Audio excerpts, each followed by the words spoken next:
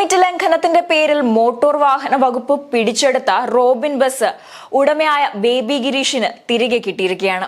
പിഴയടച്ചതിനാൽ bus വിട്ടുകൊടുക്കാൻ Pathanamthitta judicial first class magistrate കോടതി കഴിഞ്ഞ ദിവസം ഉത്തരവിട്ടിരുന്നു.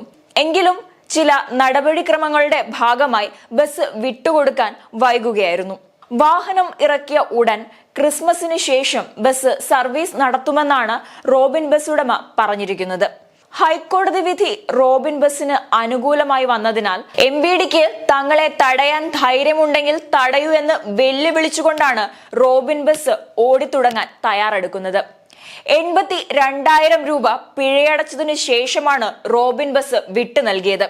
റോബിൻ ബസ് സർവീസ് തുടങ്ങുമല്ലോ എന്ന ചോദ്യത്തിന് MVD നൽകിയ മറുപടി ഇങ്ങനെയാണ്: ഇനിയും നിയമലംഘനം നടത്തുകയാണെങ്കിൽ കടുത്ത പിഴ ഈടാക്കുകയും വാഹനം പിടിച്ചെടുക്കുകയും ചെയ്യും എന്നാണ്. അതേസമയം KB ഗണേഷ് കുമാറിന്റെ നിലപാട് എന്തായിരിക്കുമെന്നാണ് എല്ലാവരും ആകാംക്ഷയോടെ കാത്തിരിക്കുന്നത്. ആന്റണി രാജുവിനെ പോലെ മന്ദഗതിയിലായിരിക്കില്ല ഗണേഷ് കുമാറിന്റെ തീരുമാനങ്ങൾ.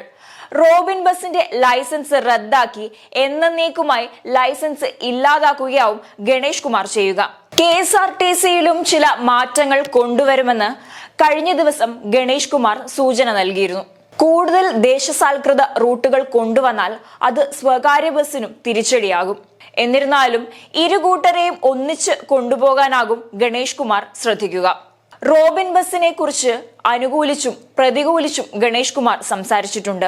മുൻപും ഗതാഗത മന്ത്രിയായിരുന്ന സമയത്ത് സ്വകാര്യ കോൺട്രാക്ട് കാരേജ് ബസ്സുകളെയും വെല്ലുവിളിച്ച ചരിത്രമുള്ള ആളാണ് ഗണേഷ് കുമാർ. അതുകൊണ്ട് തന്നെയാണ് റോബിൻ ബസിന്റെ വിഷയത്തിൽ ഗണേഷ് കുമാറിന്റെ നിലപാട് ഏവരും ഉറ്റുനോക്കുന്നത്. ഈ വിഷയത്തിൽ ഒരു പരിഹാരം കാണുകയോ അല്ലെങ്കിൽ എന്നേക്കുമായി റോബിൻ ബസ് റദ്ദാക്കുകയോ ചെയ്യുമെന്ന തരത്തിൽ രണ്ട് രീതിയിലാണ് ചർച്ചകൾ നടക്കുന്നത്. പക്ഷേ ഗണേഷ് കുമാറിനെ വെല്ലുവിളിച്ചുകൊണ്ട് റോബിൻ ബസിന് മുന്നോട്ടു പോകാൻ സാധിക്കില്ല എന്നത് ഉറപ്പാണ്. ഗണേഷ് കുമാറിനെ വെല്ലുവിളിച്ചാൽ റോബിൻ ബസിനെന്നല്ല ഒരു സ്വകാര്യ ബസിനും നിലനിൽപ്പുണ്ടാകില്ല. യഥാർത്ഥത്തിൽ എന്തായിരുന്നു റോബിൻ ബസിന്റെ വിഷയമെന്നത് നമുക്ക് നോക്കാം. നമ്മുടെ നാട്ടിൽ രണ്ട് തരത്തിലുള്ള വാഹനങ്ങളാണ് ഓടുന്നത്. ഒന്ന് കോൺട്രാക്ട് കാരേജ് വാഹനങ്ങളും മറ്റൊന്ന് സ്റ്റേജ് കാരേജ് വാഹനങ്ങളും. മുൻകൂറായി കോൺട്രാക്ട് അടിസ്ഥാനത്തിൽ വാടകയ്ക്കെടുത്തിരുന്ന തരം വാഹനങ്ങളാണ് കോൺട്രാക്ട് കാരേജുകൾ. ഇവ ബോർഡ് വെച്ച് ട്രിപ്പ് നടത്താൻ പാടില്ലാത്തതാണ്. യാത്രക്കിടയിൽ സ്റ്റാൻഡിൽ കയറുകയോ ഓരോ സ്റ്റോപ്പിൽ നിന്നും യാത്രക്കാരെ കയറ്റി ഇറക്കുകയോ ടിക്കറ്റ് കൊടുത്ത് പണം വാങ്ങുകയോ ചെയ്യാനും അനുവാദമില്ല.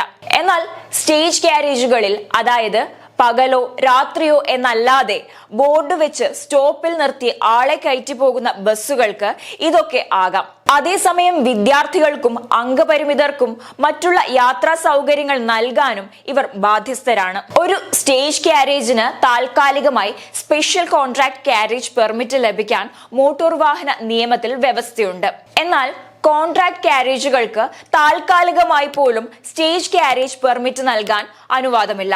കേന്ദ്ര മോട്ടോർ വാഹന ചട്ടത്തിലെ വ്യവസ്ഥകൾക്ക് അനുസൃതമായിട്ടാണ് ഇതുവരെ ടൂറിസ്റ്റ് ബസ്സുകൾ ഓടിയിരുന്നത്. അപ്പോൾ പല സംസ്ഥാനങ്ങളിലും വെവ്വേറെ നികുതി അടയ്ക്കണമായിരുന്നു.